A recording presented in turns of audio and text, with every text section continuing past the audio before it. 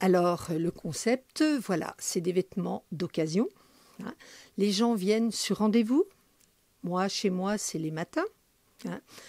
Nous regardons les vêtements ensemble, parce que je veux des vêtements en état, propres, bien sûr. Hein. C'est-à-dire, il faut que les vêtements soient vendables. Hein. Je ne veux pas de choses déchirées, je ne veux pas de choses décousues, je ne veux pas de chaussures sales, je veux des choses nickel. Voilà, on fixe le prix ensemble et après, nous décidons du prix et après, nous faisons 50 €, 50% chacune. Principalement, je prends que des marques. Alors, le Covid, ça a été très très compliqué pour tout commerçant. Surtout, comme moi, j'étais non essentiel. Donc non essentiel, ça fait beaucoup de mal intérieurement. Quand on nous dit qu'on est non essentiel, ça veut dire qu'on ne sert à rien. Hein. Et donc, pour les gens, ça a été très dur. Les gens qui avaient l'habitude de faire les magasins, de sortir, donc d'être enfermés, on va dire. Hein. On était à la maison, seuls. Donc après, il faut se réhabituer à ressortir, à refaire les magasins. Et on a peur. Les gens, ils ont peur. Au départ, c'était compliqué parce que les gens vous regardaient un peu de travers. Est-ce qu'il y a du monde? Est-ce que les gens ont touché? Est-ce que... Voilà. Donc moi, à chaque essai, je désinfecte mes vêtements. C'est-à-dire, je les fais 2 fois par jour. J'isole, enfin, c'est tout un... Voilà, moi, je veux que les gens soient en confiance chez moi. Donc, c'est vrai que le port du masque est obligatoire. Hein.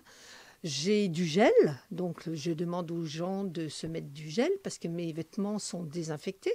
Hein. Et donc, comme ça, c'est un bien-être pour tout le monde. Et puis, tout le monde est content et on est, entre parenthèses, on va dire, en sécurité. Hein. Mais c'est vrai que le Covid n'est pas simple. Maintenant, depuis un petit moment, moi, je trouve que les gens sont beaucoup plus agressifs.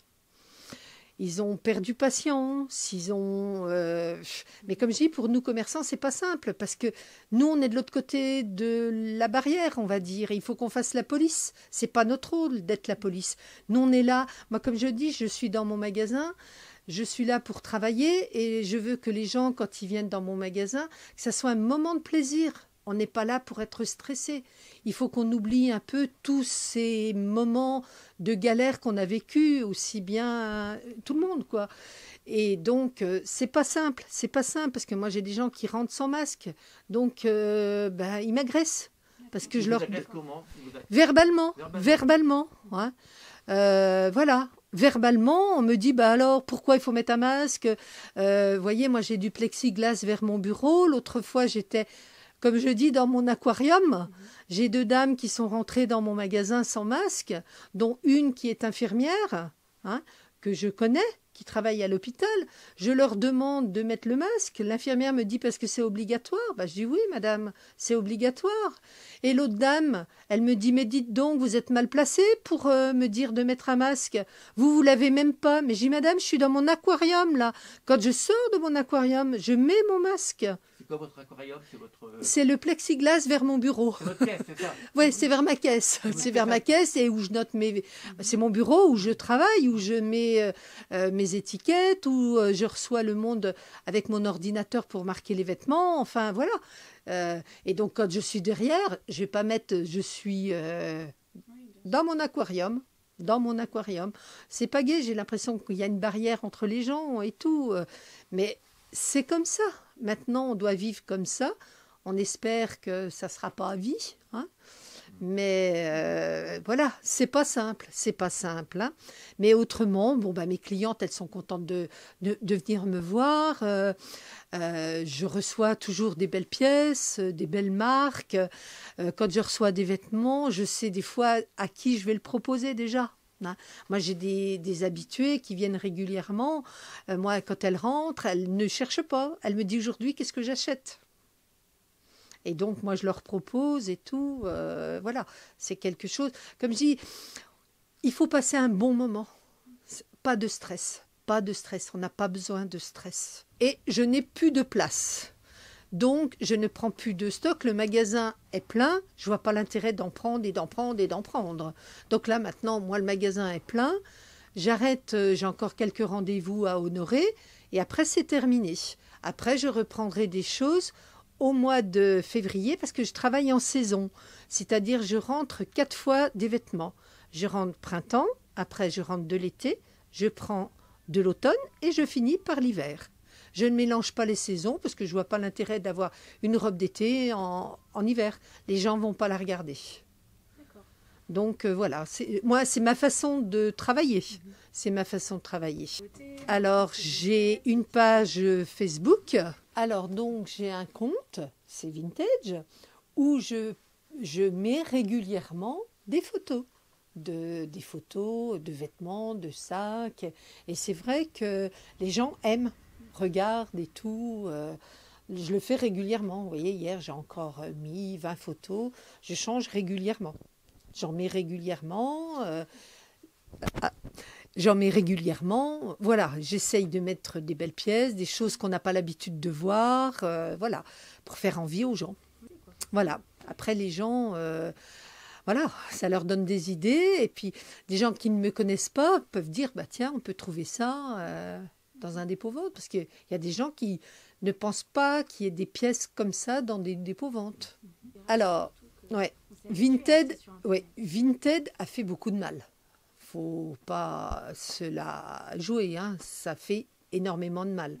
Bon, moi, personnellement, je trouve que acheter quelque chose, un vêtement, des chaussures avec une souris, hein, c'est pas pareil.